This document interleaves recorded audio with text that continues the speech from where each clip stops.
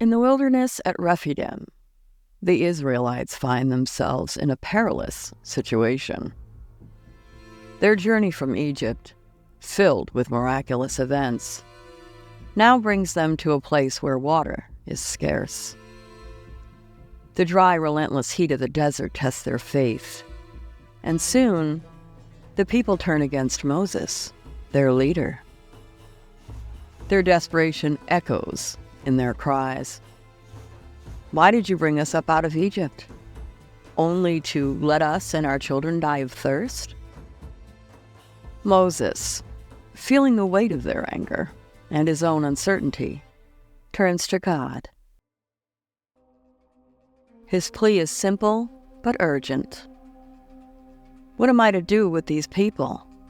They're almost ready to stone me." God, ever faithful, responds with a plan. He instructs Moses to take the staff, the very staff that parted the Red Sea, and go to a specific rock at Horeb. Strike the rock and water will come out of it for the people to drink. Moses, obedient to the divine command, gathers the elders of Israel and approaches the rock. With a steady hand and a heart full of trust, he strikes the rock with his staff.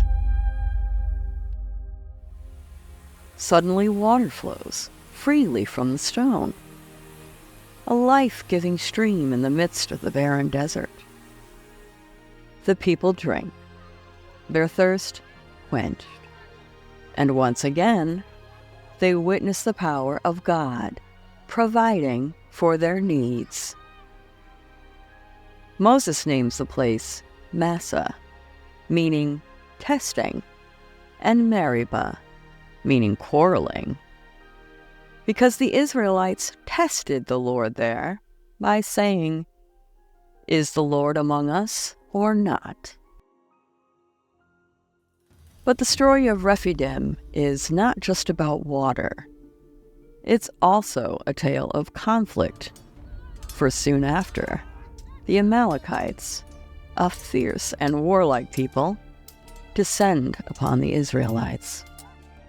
The desert silence is shattered by the sounds of battle as the Amalekites seek to destroy this fledgling nation. Moses, wise and resolute, commands Joshua to gather men and lead them into battle. But Moses himself doesn't enter the fray. Instead, he climbs a hill overlooking the battlefield, accompanied by Aaron and Hur. In his hands, he holds the staff of God, a symbol of divine authority and power. As long as Moses holds the staff high above his head, the Israelites prevail. But as the battle rages on, Moses' arms grow weary, and the staff begins to lower. With each falter, the tide of the battle turns against the Israelites. Aaron and Hur, seeing their leader struggle, rush to his side. They find a stone for him to sit on, and together they hold up his arms, steadying them until sunset. With Moses' arms lifted high, the Israelites, under Joshua's command, rout the Amalekites.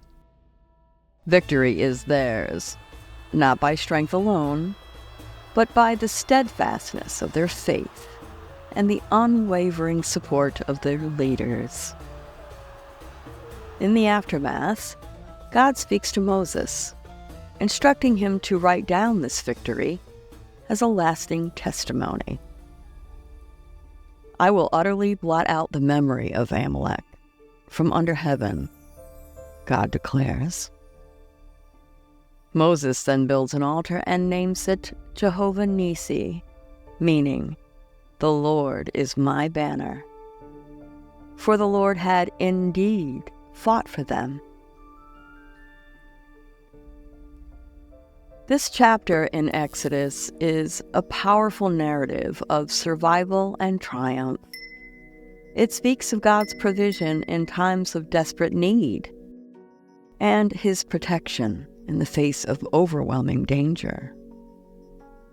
Through the faith of Moses and the bravery of Joshua, the Israelites are reminded that even in the harshest wilderness, they are never alone. Their journey continues, but with each trial, their bond with the divine grows stronger, shaping them into a people destined for a promised land.